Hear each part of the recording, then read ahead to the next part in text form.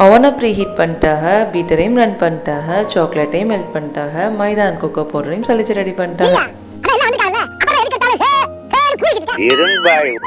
நீங்கள் ஹோம் பேக்கரான்னு கேட்டிங்கன்னா கண்டிப்பாக இல்லை. ஆனால் எங்கள் ஹோமில் ஒரு பேக்கர் இருக்காங்க, அது வேறு யாரும் இல்லை, என் தங்கச்சி தான்.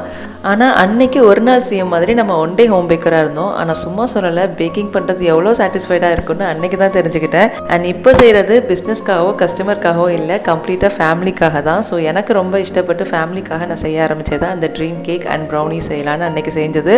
எப்போவுமே பேக்கிங் முடிச்சுட்டு பர்ஃபெக்டாக இருக்கிறது கஸ்டமருக்கும் மிச்சம் மீதே வீட்டுக்கு கொடுக்குறதா எல்லா ஹோம் பேக்கர்ஸ்க்கும் வழக்கம். பட் அன்னைக்கு ஃபேமிலிக்காகவும் பர்ஃபெக்டாக செஞ்சாச்சு. நான் செஞ்சனால டபுள் ஹாப்பினஸ் வேற எனக்கு. நம்ம வீட்லயே எப்பயாச்சும் ஆளுக்கு டயட்னு சொல்றதுனால இப்போ உள்ள மிச்ச மீதியெல்லாம் அப்படி சாப்பிட முடியல. ஆனா எங்க வீட்டு காக்கா மயிலாம் ரொம்ப லக்கி தான். ரீசெண்டா ஹைப்ல இருந்த ட்ரீம் கேக்கை செஞ்சு முடிக்கிறப்ப தான் தெரிஞ்சது இது எவ்வளவு மெனக்கெடுற வேலைன்னு.